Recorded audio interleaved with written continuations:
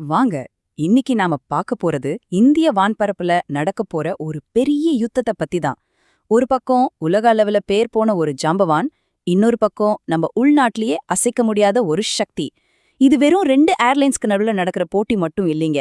இந்தியாவிலிருந்து உலகத்துக்கு பறக்கிற நம்மள மாதிரி கோடிக்கணக்கான பயணிகளை யார் ஜெயிக்க போறாங்கறத முடிவு செய்ய போற போர் இது. பாக்குறதுக்கு இது ஒரு டேவிட் வர்சஸ் கோலியாத் கதை மாதிரி தான் தெரியும் இல்லையா? ஒரு சைடுல பல வருஷமா லக்ஸரி டிராவல்னா அது எமிரேட்ஸ் தான்னு பேர் எடுத்தவங்க. இன்னொரு சைடுல குறைஞ்ச காசுல விமான பயணத்தையே மாத்தி அமைச்ச இண்டிகோ இப்போ உலகத்தையே குறி வச்சிருக்காங்க. 2 பேரோட வழியும் சரி, அவங்க கொள்கைகளும் சரி, ஒண்ணுக்கொண்ணு சம்பந்தமே இல்லாதது. சரி, முதல்ல இந்த ஆட்டத்தோட இப்போதைய ராஜாவான எமிரேட்ஸ பத்தி பாத்திரலாம். பல வருஷமாவே வெளிநாட்டுக்கு போற இந்தியர்கள்னாலே அவங்க மனசுல வர முதல் பேர் எமிரேட்ஸ் தான். அது ஒரு மந்திரம் மாதிரி. அவங்க எப்படி இந்த இடத்துக்கு வந்தாங்கன்னு தெரிஞ்சுக்கிட்டாதான் இந்த கதைய நமக்கு புரியும். அப்படி என்னதா எமிரேட்ஸோட வெற்றிக்கு காரணம்? அது வெறும் ஒரு ஃப்ளைட் டிக்கெட் மட்டும் இல்ல, அது ஒரு முழுமையான எக்ஸ்பீரியன்ஸ்.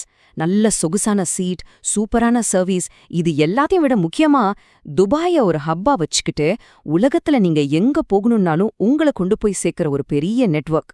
இதனாலதான் அவங்க பயணிகளை மட்டும் ஜெயிக்கல, அவங்களோட நம்பிக்கையும் விசுவாசத்தையும் சேர்த்து ஜெயிச்சாங்க.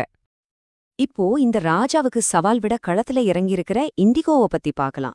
இந்தியாக்குள்ள குறைஞ்ச காசுல பறக்கலான்னு ஒரு புரட்சியே செஞ்ச நிறுவனம் இது. இப்போ அவங்க பார்வை உலகத்து மேல திரும்பி இருக்கு. இண்டிகோவோட பலம் என்னன்னு ஒரே ஒரு நம்பர்ல சொல்லணும்னா 60%. ஆமாங்க, 60%. இதுதான் இந்தியாவோட டொமெஸ்டிக் மார்க்கெட்ல அவங்களோட பங்கு. இத சாதாரணமா ஒரு மார்க்கெட் ஷேர்னு நினைச்சிடாதீங்க.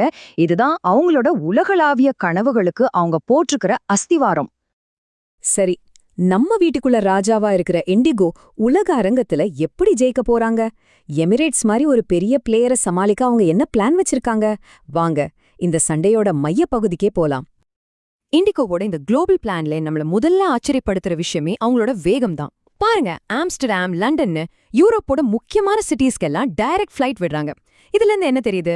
அவங்க இனிமே டிஃபென்ஸ் கேம் ஆட போறதில்ல, நேரடியா எமிரேட்ஸோட கோட்டைக்குள்ளேயே புகுந்துட்டாங்கன்னு அர்த்தம்.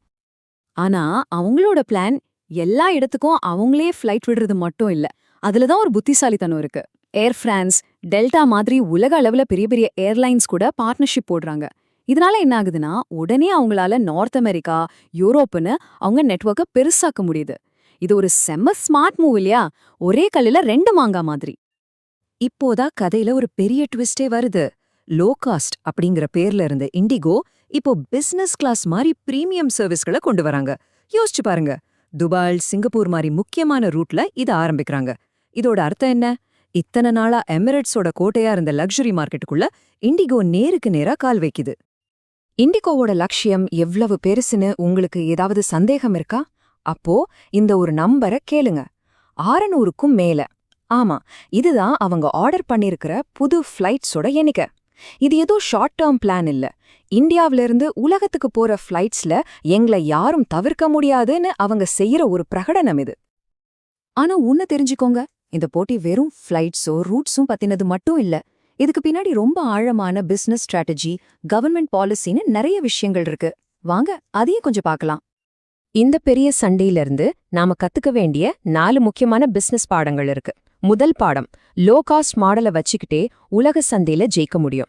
2வது, யாரு கையில இந்திய பயணிகள் இருக்காங்களோ அவங்க கையில தான் மார்க்கெட்டும் இருக்கும். 3வது, லோ காஸ்டையும் பிரீமியம் சர்வீஸையும் ஒன்னா கலக்கிற ஒரு ஹைபிரிட் ஸ்ட்ராட்டஜி ஜெயிக்க வாய்ப்பு இருக்கு. கடைசியா ரொம்ப ரொம்ப முக்கியமானது, ஏர்லைன் பிசினஸ்ங்கிறது அரசாங்கத்தோட பாலிசிய வச்சு ஆடுற ஒரு ஆட்டம். இங்குதான் பாலிடிக்ஸும் உள்ள வருது. எமிரேட்ஸ் இந்தியாக்குள்ள இன்னும் நிறைய ஃபிளைட்ஸ் இயக்கணும்னு பெர்மிஷன் கேக்குறாங்க.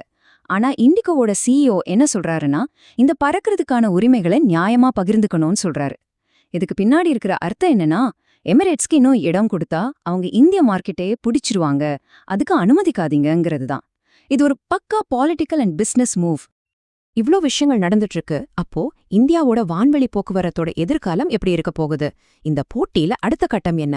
வாங்க நம்ம அலசலோட இறுதி பகுதிக்கு வந்துட்டோம். ஆக மொத்தம் இப்போ களத்துல 2 பேரோட பலம் என்னன்னு நமக்கு நல்லாவே தெரியுது. ஒரு பக்கம் எமிரேட்ஸ் கிட்ட லக்ஸுரி, குளோபல் பிராண்ட், விசுவாசமான கஸ்டமர்ஸ்னு பெரிய ஆயுதங்கள் இருக்கு.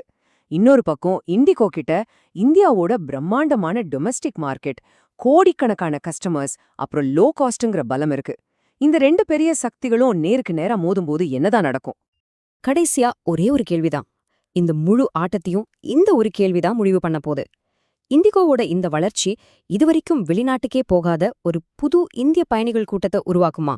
இல்ல ஏற்கனவே எமிரேட்ஸ் மாதிரி பெரிய ஏர்லைன்ஸ் கிட்ட இருக்கிற கஸ்டமர்ஸ அவங்க பக்கம் இழுக்குமா?